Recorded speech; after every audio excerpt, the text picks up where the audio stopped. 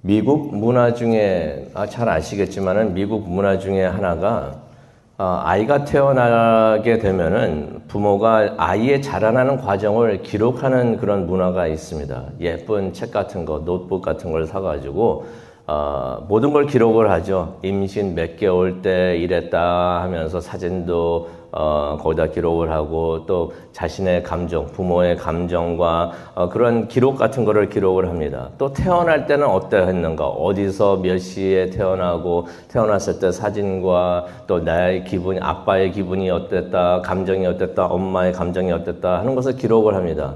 그래서 우리 아이들도 그걸 이렇게 기록하고 그랬었는데요. 또 자라나면서 몇 살 때는 이런 일이 있었고 사진도 갖다 놓고 뭐 그렇게 다 합니다. 그러다가 이제 그 아이들이 성인이 되면은 자녀들에게 그 책을 선물로 주는 그런 미국 문화가 있습니다. 누가복음 2장 긴 장이었죠. 근데 그 긴 장을 함께 읽다가 보면은 마치 그런 책을 보는, 그런 기록을 한 예수님의 성장 기록을 보는 듯한 그런 느낌을 갖게 됩니다.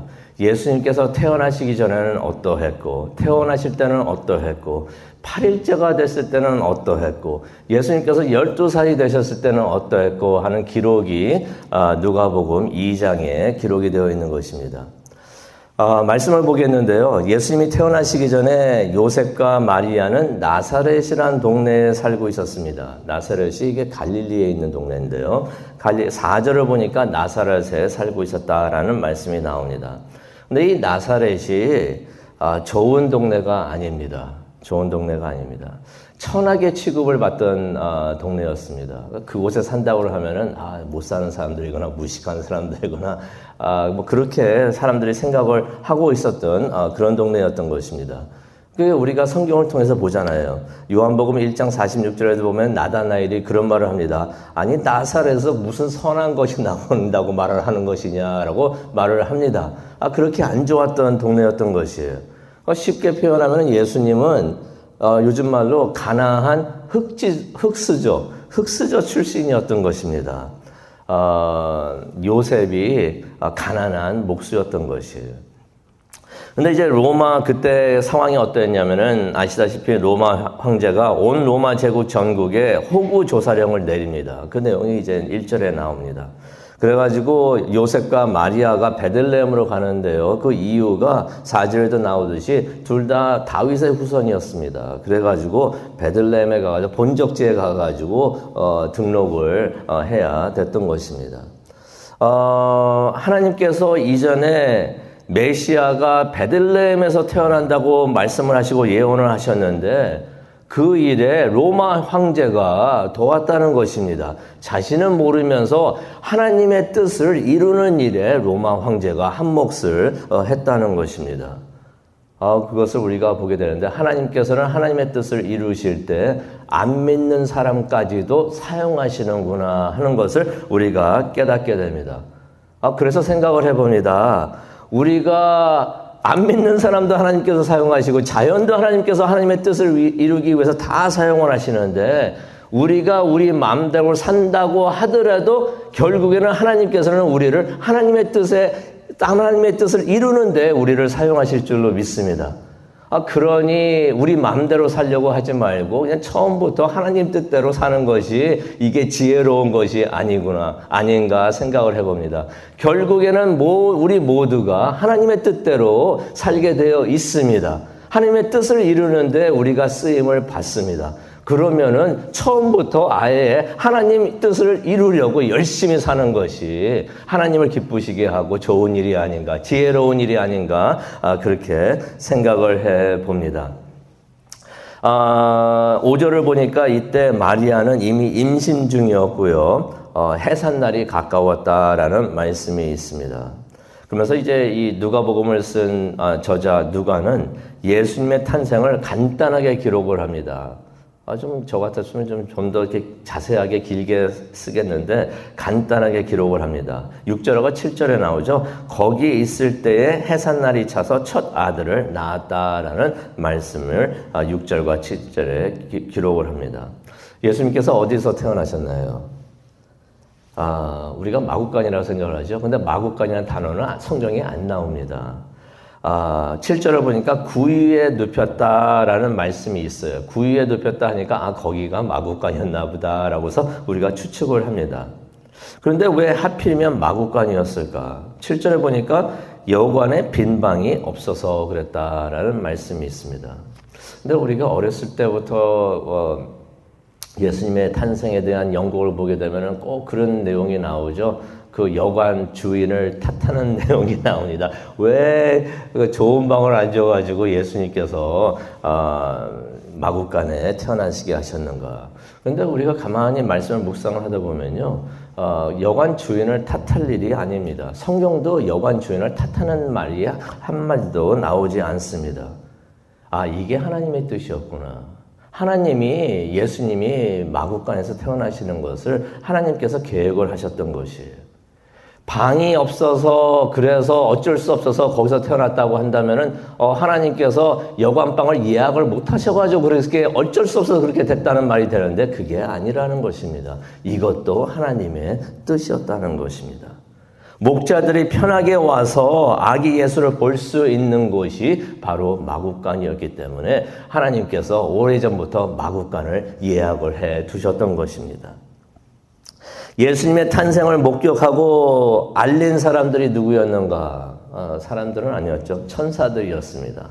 11절을 보니까 오늘 구주이신 주 그리스도가 태어나셨다라고 말을 합니다. 과거형의 말을 합니다. 무슨 말입니까? 태어나신 것을 보고서 그것을 알린다는 것입니다.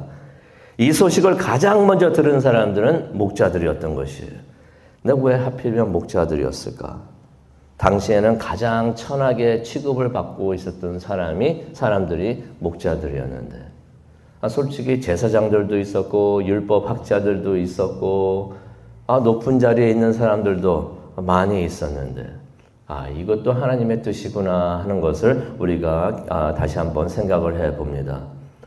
목자들을 어떻게 보면은 다른 말로 표현을 한다면은 마음이 가난한 사람들입니다. 심령이 가난한 사람들. 힘들게 살아가고 있었고 내가 가진 것은 아무것도 없습니다. 나는 무척이나 가난합니다 하면서 하나님을 의지하고 하나님이 도와주셔야 합니다 라고서 간절하게 하나님께 간구하고 있었던 사람들. 기쁜 소식을 간절히 기다리고 있었던 사람들. 그 사람들에게 하나님께서는 그 기쁜 소식을 가장 먼저 전하셨다는 것입니다.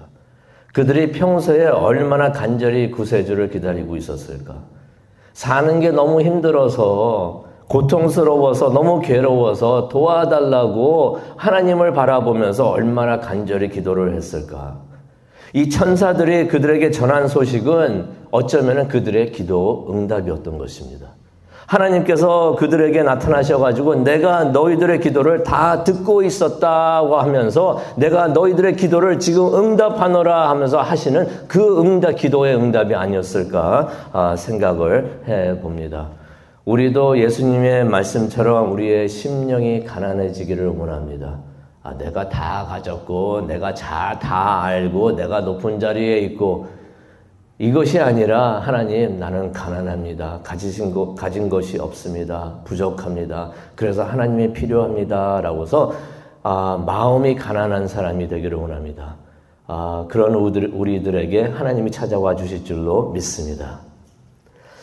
목자들이 그 기쁜 소식을 듣고 당장 달려가서 아기 예수를 찾았다라는 말씀이 16절에 나옵니다. 아기 예수를 찾는 것이 그리 어려운 일은 아니었을 것입니다. 왜냐하면 당시 베들레헴에는 호구조사령 때문에 그 많은 사람들로 가득했지만은 마구간에서 구유에 누인 아기는 아마 예수님 혼자뿐이었을 것이에요. 그래서 마구간을 찾아다니면서 구유에 누워 있었던, 강보에 쌓여가지고 누워있는, 구유에 누워있는 아기를 찾으라고 했는데 그런 아기를 찾는 것은 그리 어렵지 않았을 것입니다. 이제 예수님의 탄생 8일째가 되는 날에 대한 이야기를 보겠는데요. 22절을 보게 되니까 예수님께서 모세 율법에 따라 정결 예식을 가졌다라는 말씀이 나옵니다. 율법에 그런 말씀이 있습니다. 그 율법에 대한 말씀이 23절에 설명이 되어 있는데요. 아들이 태어나면 첫 아들을 하나님께 드려야 되는 그런 예식이 있었던 것입니다. 어떻게 보면은 이것도 하나님께 11조를 바치듯이 하나님께 바치는 그러한 예식이었던 것이에요. 그래서 여덟째 되는 날 할례를 받으신 것을 우리가 말씀을 통해서 봅니다. 근데 그때 시므온이라는 사람을 만나게 됩니다. 25절에 나오죠. 이 시므온이라는 사람, 의롭고 경건한 사람입니다. 구세주를 간절히 기다리고 있었던 사람이었다는 것을 25절을 통해서 봅니다. 그가 아기 예수를 보고 난 후에 하나님을 찬양을 합니다. 그러한 찬양의 내용이 29절과 이후에 나오는데요.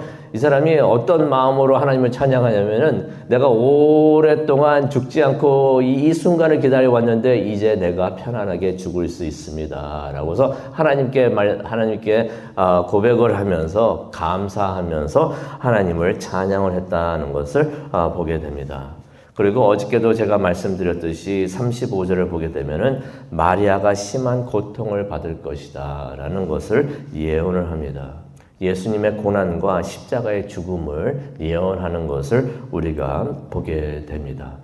그런 다음에 예수님께서 12살이 되셨을 때의 일이 됩니다. 그러면서 그런 생각을 해봤어요. 예수님께서 자라나실 때는 어떤 모습이었을까? 저도 어렸을 때 자라나면서 기독교 잡지가 있었어요. 세벗이라고 하는 기독교 잡지였던 것 같은데 성결교단에서 발행되는 그런 잡지였는데 거기서 한 이야기를 읽은 것이 기억이 납니다. 예수님께서 어렸을 때 이러한 기적을 했고 이러한 저런 기적을 했다라는 동화처럼 쓰여진 이야기를 제가 읽은 적이 있습니다. 많은 설이 있지만은 그 중에 하나는 어떤 것이 있냐면은 예수님께서 왕따를 당하시니까 진흙으로 새를 만들어서 날려보내니까 아이들로부터 인기를 얻었다라고 하는 그런 설이 있습니다. 근데 이게 설도 아니고요. 이게 가짜 뉴스입니다. 이게 진짜 있었던 일이 전혀 아닙니다. 예수님께서는 사역을 언제 시작하셨다고요? 30살이 되셨을 때 세를 받은 다음에 사역을 하셨던 것이에요. 이전에는 그래서 기적을 한 번도 하지 않으셨다는 것을 성경을 통해서 보게 됩니다. 가나에 가셔가지고 포도주를 만드신 이게 첫 번째 기적이었다고 성경에 기록되어 있는데 이전에 예수님께서 자라나면서 이거 했고 저거 그거 다 가짜 뉴스입니다. 믿지 마시기 바랍니다. 근데 중요한 말씀이 40절에 나옵니다. 성경을 보니까 예수님께서 점점 자라가며 강해지고 지혜가 충만해졌다. 예수님께서 자라나시면서 어렸을 때 자라나시면서 여러 면에서 성장을 하셨다는 것입니다. 이게 참 중요합니다. 예수님께서 하나님이셨는데 뭘 또 성장을 하나라고 생각을 할 수가 있지만 이게 좋은 우리가 잘 알아야 되는 신학 중에 하나 있는데 예수님께서는 하나님이시지만 하나님의 특권을 내려놓으셨던 것이에요. 그러면서 그것 중에 하나가 어떤 일이 있냐면 보통 아이들과 같이 나이가 들면서 성장을 하셨다는 것입니다. 그런데 다른 아이들과는 다르게 지혜가 뛰어나셨다는 것을 우리가 성경을 통해서 봅니다. 12살이 되셨을 때 가족과 함께 성전을 방문하셨는데 성전들에서 선생님들과 레바이들하고 하나님의 말씀에 대해서 토론을 했다라는 말씀이 46절에 나오는 것이에요.